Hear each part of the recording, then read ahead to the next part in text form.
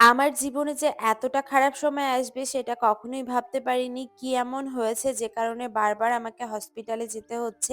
আশা করি এই ভিডিওতে একটু হলেও তোমাদের সাথে শেয়ার করব। চলো ভিডিওটা শুরু করি। Hello everyone, welcome back to my mini blog. কেমন আছো তোমরা সকলে? আমি তোমাদের সকলের প্রিয় রত্না। আমার নতুন একটা মিনি ভিডিওতে সবাইকে জানাচ্ছি ওয়েলকাম। বাইরের অবস্থাটা প্রচণ্ড পরিমাণ খারাপ, যেহেতু শ্রাবণ মাস চলছে, তো এই কারণে কিন্তু প্রত্যেকদিন বৃষ্টি হতেই রয়েছে। যখন তখন বৃষ্টি নেমে যাচ্ছে, ভাইকে নিয়ে বাড়ির থেকে বেরোতে না বেরোতেই আটকে পড়েছি। দেখতে পারছো রাস্তার অবস্থাটা কতটা খারাপ। এত জোরে বৃষ্টি পড়ছে, আমার শরীরটা যেহেতু ভালো নেই, তাই আমি কিন্তু কোনো রকম ভাবে বৃষ্টিতে ভেজার রিস্কটা নিচ্ছিলাম না। আর এদিকে বৃষ্টি দেখে নিজেকে আটকাতেও পারছিলাম না, কারণ আমি প্রচন্ড পরিমাণ বৃষ্টিপ্রেমী মানুষ, আমি প্রচন্ড বৃষ্টি ভালোবাসি। এইরকম একটা জায়গায় বসে বৃষ্টি দেখার একটা আলাদাই অনুভূতি ছিল, যে অনুভূতি হয়তো বলে বোঝানোর মতন না। তো যাই হোক, বৃষ্টিটা কখন থামবে সেই চিন্তা ভাবনাই করছিলাম। আর জানো তো, এবার শ্রাবণ মাস প্রায় শেষ হতেই যায়। মানে এইবার শ্রাবণ মাসে একটা দিনও আমি পুজো দিতে যেতে পারিনি। কিন্তু আগের বছরটা খুব ভালো সময় ছিল, শ্রাবণ মাসের 4টে সপ্তাহে আমি পুজো দিয়েছিলাম, কিন্তু এইবার আমার কাছে একটা সপ্তাহ পুজো দেওয়া হলো না। নিজের সমস্যার জন্য তো ছিলই, তারপরে ব্যস্ততার জন্য সেরকম ভাবে পুজো দিতে যাওয়া হয়নি। তো এই জিনিসটার জন্য আমি কিন্তু প্রচন্ড পরিমাণ কষ্ট পেয়েছি, যে কষ্টটা হয়তো বলে বোঝানোর মতন না। জানি না, এখনো শ্রাবণ মাসের 2টো সপ্তাহ রয়েছে।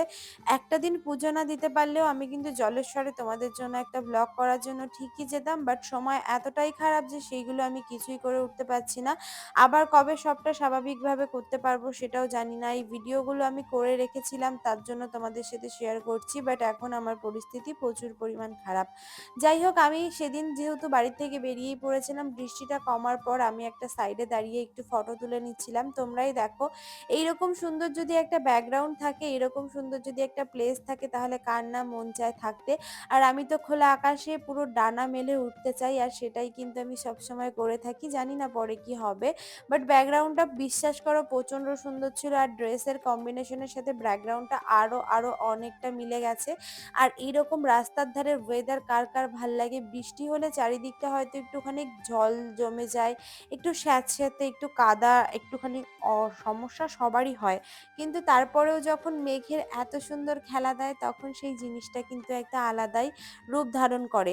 যাই হোক, টুকটুক করতে করতে ভাবলাম আর বেশি দেরি না করে বাড়ির দিকে যেতে হবে। ভাই কিন্তু মাইকগুলো সব সেট করে রাখছিল, কারণ এখন আমি রাস্তাঘাটে বেরালে মাইকটা ছাড়া বেরাতেই পারি না। আমার এত পরিমাণ ভালো লাগে মাইক নিয়ে ভিডিও করতে, যেটা হয়তো তোমাদের সাথে বলেও বোঝাতে পারবো না। আর এদিকে দেখো, এত সুন্দর একটা আউটফিটের সঙ্গে এত সুন্দর ভিডিও করছিলাম, তার মধ্যে আবারও গুড়ি গুড়ি বৃষ্টি পড়া স্টার্ট হয়ে গেছে। আর এই বৃষ্টি পড়ার জন্য কোনো রকম ভাবে রিস্ক না নিয়ে এবার আমাদের বাড়ির দিকে বেরাতেই হবে, কোনো কিছু করার নেই, কারণ এই বৃষ্টিটা আশা করি আর থামবে না। আর এই বৃষ্টি যদি না থামে, এই বৃষ্টির মধ্যে ভিজলে কিন্তু যখন তখন ঠান্ডা জ্বর লেগে যেতে পারে। অলরেডি একটা প্রবলেমের মধ্যে রয়েছি, আবারও প্রবলেমের মধ্যে থাকবো। তো সেই চিন্তা ভাবনা করেই ভাবলাম চলো আর না দেরি করে বাড়ির দিকে যাই। আর এবার তোমাদের সাথে শেয়ার করব কেন এত হসপিটাল নার্সিংহোম করতে হচ্ছে। Years later. সেদিন আমার ডেট ছিল ঠাকুরনগরে। ঠাকুরনগরে চেকআপের জন্যই আমি যাচ্ছিলাম। ঠাকুরনগরের ডাক্তারটা আমি ফার্স্ট টাইম দেখালাম। তো যাই হোক, এখানে আমি হসপিটালে যেহেতু দেখিয়েছি, কিছু হসপিটালের রিপোর্ট নিয়ে এবার কিন্তু আমাকে সামনের দিকে এগাতে হবে। আর এদিকে দেখো, আমার গাড়ির ডিক্কি আর পার্টস এই সব কিছুই আমি মানে সুন্দর করে গুছিয়ে নিয়ে নিচ্ছিলাম, কারণ আজকে আমার সাথে কেউ যাচ্ছে না। আমি একাই যেহেতু যাচ্ছিলাম, তাই গাড়ি চালানোর থেকে শুরু করে ভিডিও করা সবটা আমাকে একাই করতে হচ্ছিল। সারাটা দিন বৃষ্টি হওয়ার পর রাস্তাঘাটের অবস্থা দেখে বুঝতেই পারছো কতটা পরিমাণ খারাপ অবস্থা, পুরো রাস্তায় জল জমে গেছে। আর রাত্রেবেলা ভিডিও কোয়ালিটি এতটা সুন্দর আসে আমার ফোনে, যেটা বলে বোঝানোর মতন না। আশা করি সেটা তোমরা দেখে বুঝতেই পারছো। যাই হোক, আমি একা একা যেহেতু যাচ্ছিলাম, তাই সব দায়িত্ব আমার নিজেরই ছিল। আর এত পরিমাণ খারাপ পরিস্থিতিতে থেকেও তোমাদের সাথে ভিডিও করছি, সেগুলো শেয়ার করছি। আশা করি এর জন্য একটা ধন্যবাদ প্রাপ্য আমি নিজেকে নিজেই দিই, কারণ পৃথিবীতে না, খারাপ বলার জন্য সবাই আছে, নিজেকে নিজে ভালো বলতে হয়। কারণ নিজের কাছে যদি নিজে ভালো থাকো না, হাজার মানুষ খারাপ বললেও তুমি নিজে ঠিক থাকবে। কারণ পৃথিবীতে মানুষ সব সময় খারাপটাই চায়, ভালোটা কিন্তু চায় না। এমনকি নিজের মানুষরাই ভালোটা চায় না, তো অন্যরা খাক চাইবে। যাই হোক সেইসব কথা বাদ দিই। আজকে আমি যাচ্ছিলাম আমাদের ঠাকুরনগরের সিটি ক্লিনিকে। যেহেতু সিটি ক্লিনিকে আমি মানে ডাক্তারের অ্যাপয়েন্টমেন্ট অলরেডি নিয়ে নিয়েছি। অ্যাপয়েন্টমেন্ট নেওয়াই ছিল আমার। তো সেই কারণে আমার নাম ছিল প্রায় ৪ এ না ৫ এ যেন। আর ওখানটায় যেহেতু আমার সবই চেনাশোনা তাই ভাবলাম একটু লেট করেই যাই। অনেক সময় কি হয় জানো তো, ডাক্তার আসে না, গিয়ে দাঁড়িয়ে থাকতে হয়। সেই জিনিসটা প্রচুর পরিমাণ একটা awkward ব্যাপার। যেটা আমার পক্ষে হয়, দেখো ১০ মিনিট ২০ মিনিট ঠিক আছে, কিন্তু আধা ঘন্টা ১ ঘন্টা কারোর পক্ষেই সম্ভব না বাড়ির কাজ বন্ধ করে কোথাও গিয়ে দাঁড়ানো। এটা একটা বেসিক ব্যাপার। আমার দিক থেকে তো মনে হয়। তোমাদের কার কি মনে হয় সেটা কিন্তু কমেন্টে জানিও।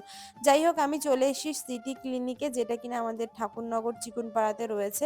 আর এখানে আসার পর তোমরা দেখতে পেরে কতটা পরিমাণ ভিড়, এখানটায় কত মানুষ দাঁড়িয়ে ছিল। তো যাই হোক, এবার আমি এখানটায় ভিতরে ঢুকে ভাবছিলাম কখন ডাক্তার আসবে, আমি কি দিয়ে কি বলবো কি না বলবো, একটু টেনশনেই ছিলাম। আর আমার প্রবলেমটা এমনই একটা প্রবলেম, যে প্রবলেমটা কিন্তু সত্যি সচরাচর সবাইকে বলে বোঝানো যায় না। বাট হ্যাঁ, আমি তোমাদের যখন কথা দিয়েছি সবটা আমি বলবো, একটু টাইম দাও, আমি সবটাই বলবো। আজকে আমার কিছু কিছু রিপোর্ট ছিল, যে রিপোর্টগুলো ডাক্তারকে দেখাতে হবে, কারণ ওটিটা খুব শিগগিরই করতে হবে। সামনে যেহেতু পুজো রয়েছে গাইজ, আমাকে ওটিটা করে সুস্থ হতে হবে, সবভাবে সবকিছু সুন্দর করে সুস্থ করে ঘুরতে হবে, তাই না? এই কারণে আমি চাইছি এই মাসের মধ্যেই ওটিটা কমপ্লিট করতে। তো যাই হোক, এখানটায় আমার নাম ছিল হচ্ছে ৪ নাম্বারে। হুট করে একজন ঢুকে গেছিল, যে কারণে লেটটা আবার হলো। তো ফাইনালি ডাক্তারের সাথে কথাবার্তা বলার পর এই যে আমার প্রেসক্রিপশনটা দেখার পরে নিজের যে এতটা পরিমাণ বিরক্ত লাগছিল কি বলবো। কারণ এই কয়দিন ওটি, অপারেশন, এই রিপোর্ট ওই রিপোর্ট, হসপিটাল, নার্সিংহোম করতে করতে আমি পুরোপুরি ফেড আপ হয়ে গেছি। তার মধ্যে আবার দেখো, এই যে ৫,০০০ টাকা দিয়ে আবার ফর্ম ফিল আপ করতে হলো, কারণ আমার থার্ড সেমিস্টারের ফর্ম ফিল আপটা এখনো করা হয়নি। Sorry, third semester complete, fourth সেমিস্টারের ফর্ম ফিল আপটা কমপ্লিট করলাম। দেন একটু বিরিয়ানি নিয়ে এই ফটো ফ্রেমটা নিলাম। দেখো কি দারুণ লাগছে। কার জন্য নিলাম সেটা এখন বলবো না, পরের ভিডিওতে বলবো। যাই হোক, তারপর দেখো ফুলের তোড়জোড়, কত সুন্দর ফুল। এরকম একটা ফুল যদি কেউ গিফট করতো, সত্যি নতুন করে আর কিছু লাগতো না। এবার আমি বাড়ির দিকে যাব। আর এই যে যে ফটো ফ্রেমের কথাটা বললাম, অবশ্যই জানিও যে এই ফটো ফ্রেমটা তোমাদের ঠিক কেমন লেগেছে। কৃষ্ণর চোখটা তো আমার বেশ দারুণ লেগেছে। আজকের ভিডিওটা এই পর্যন্ত রাখছি। সকলে ভালো থেকো, সুস্থ থেকো, সাবধানে থেকো। দেখা হবে